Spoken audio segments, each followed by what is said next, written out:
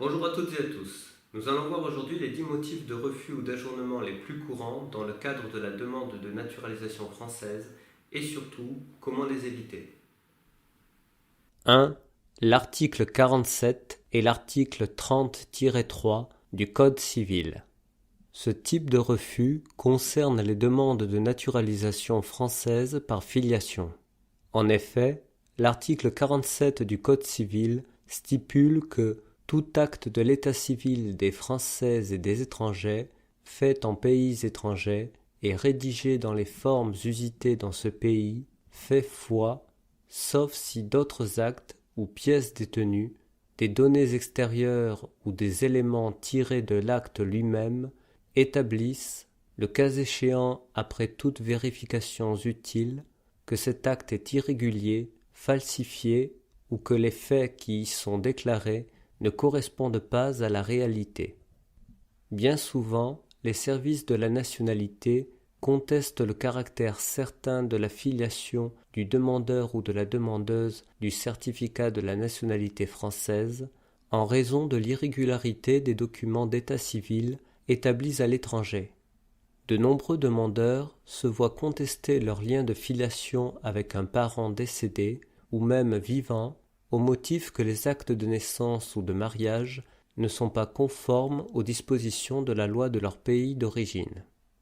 Il est donc primordial, avant de produire tout document d'état civil aux autorités françaises, de s'assurer qu'il remplit bien toutes les obligations prévues par les autorités du pays d'origine.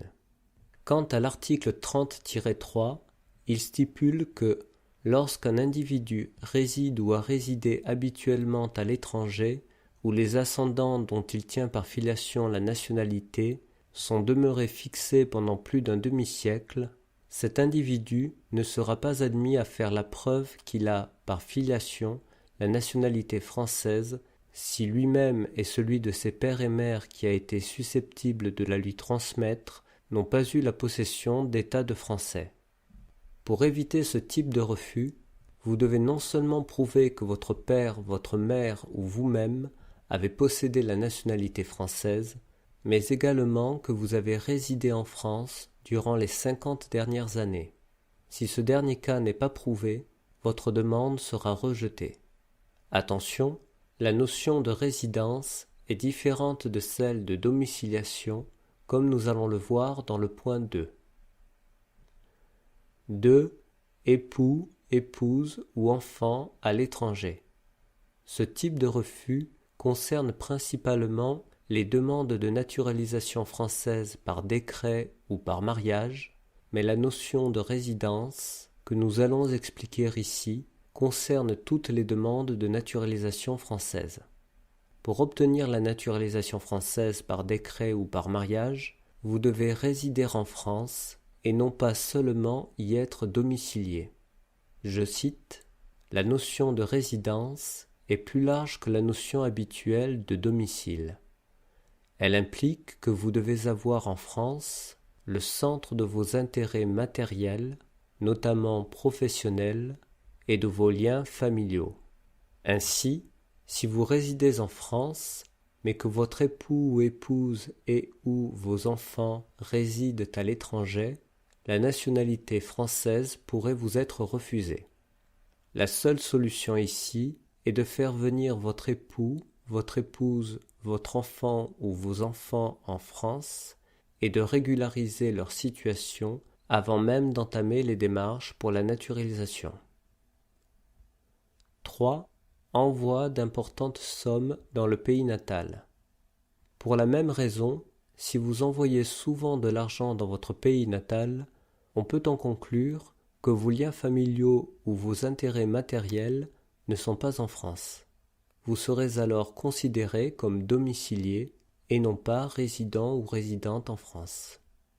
Pour éviter ce type de refus, il ne faut pas envoyer d'importantes sommes dans son pays natal et il faut continuer d'épargner ou d'investir en France, tout au moins jusqu'à l'obtention de la naturalisation. 4. Connaissance insuffisante de l'histoire et de la culture française.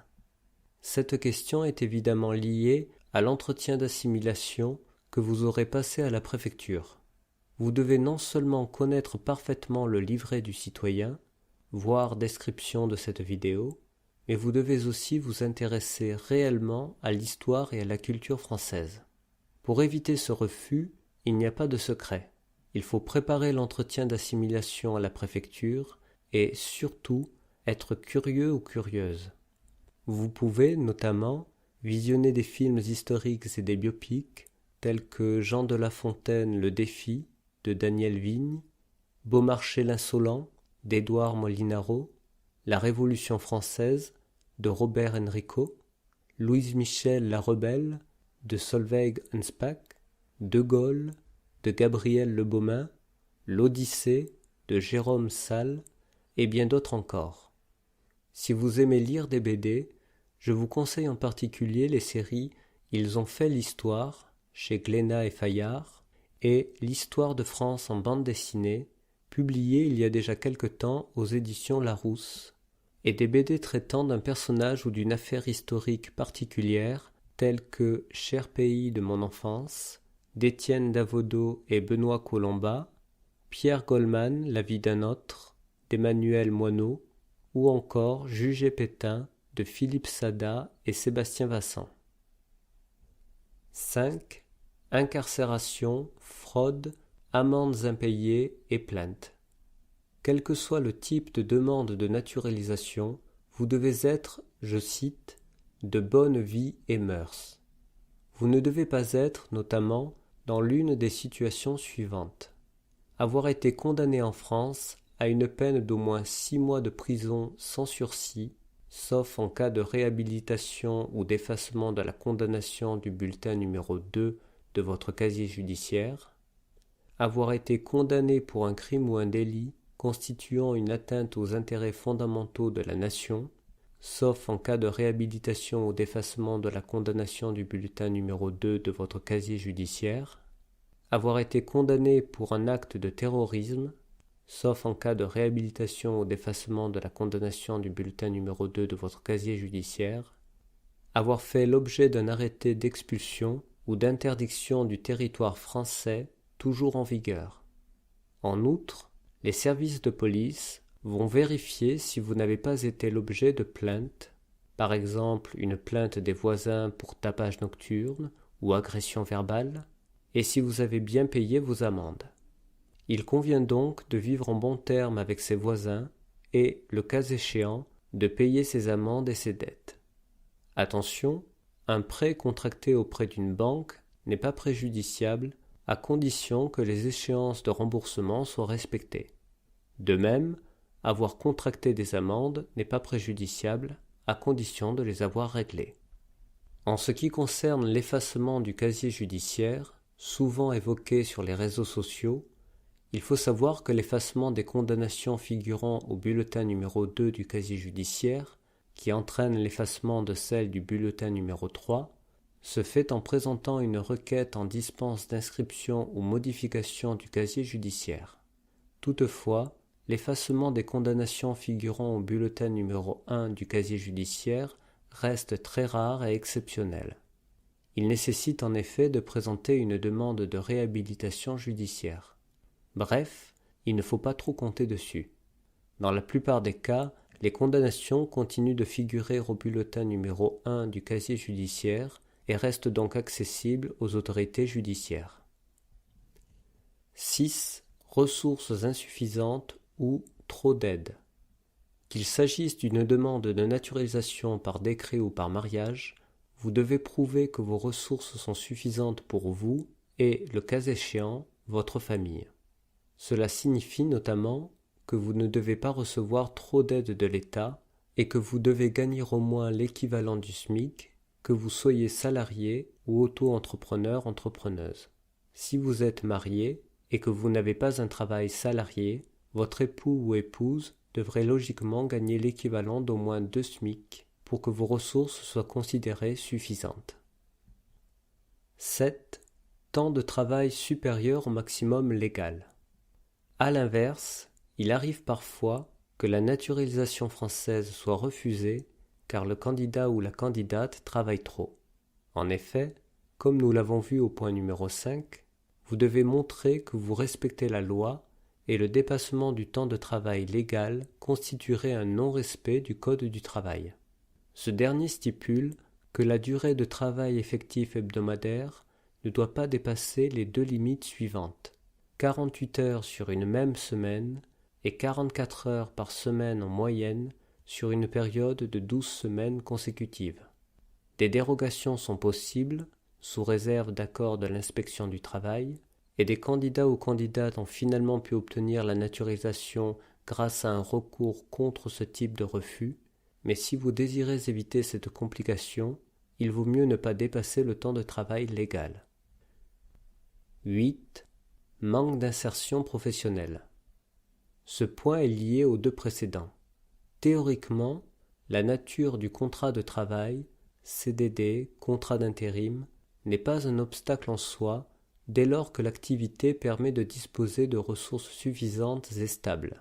Cependant, la stabilité des ressources dépend bien évidemment de la nature du contrat.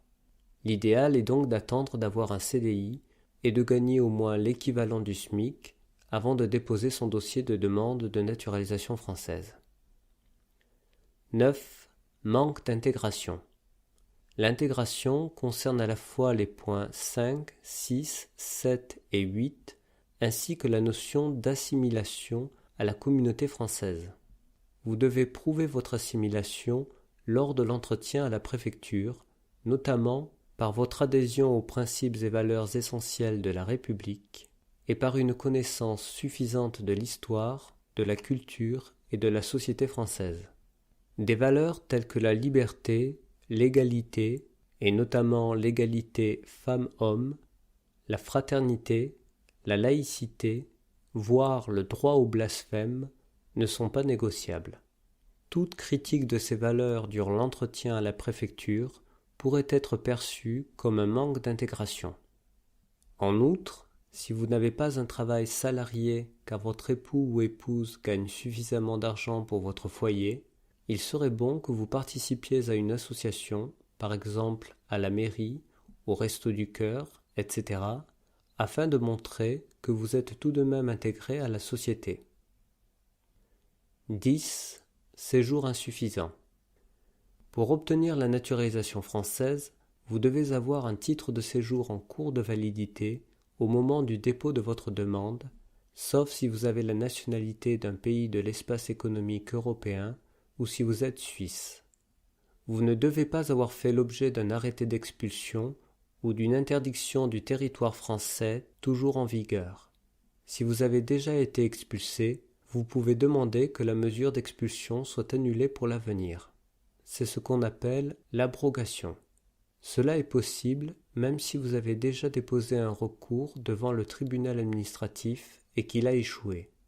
Si vous déposez votre demande plus de 5 ans après votre expulsion, l'administration doit saisir la commission d'expulsion, COMEX.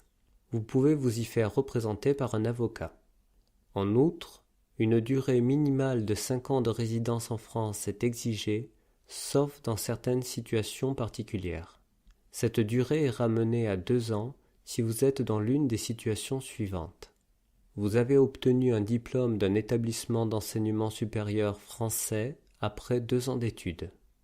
Vous pouvez rendre ou avez rendu des services importants à la France compte tenu de vos capacités et talents, ou vous avez accompli un parcours exceptionnel d'intégration. Activités ou actions accomplies dans les domaines civiques, scientifiques, économiques, culturels ou sportifs, etc. Enfin, aucune durée minimale de résidence en France n'est exigée si vous êtes dans l'une des situations suivantes. Vous avez le statut de réfugié, vous venez d'un pays francophone et vous parlez le français car c'est votre langue maternelle, vous venez d'un pays francophone et avez été scolarisé 5 ans ou plus dans un établissement enseignant en langue française, vous avez fait votre service militaire dans l'armée française, vous vous êtes engagé dans l'armée française ou une armée alliée en temps de guerre, vous avez rendu des services exceptionnels à la France. Voilà, c'est tout pour aujourd'hui. N'hésitez pas à poser des questions sur cette vidéo si vous en avez, et n'oubliez pas de vous abonner à cette chaîne si vous ne voulez pas manquer les prochains cours et tutoriels. À bientôt!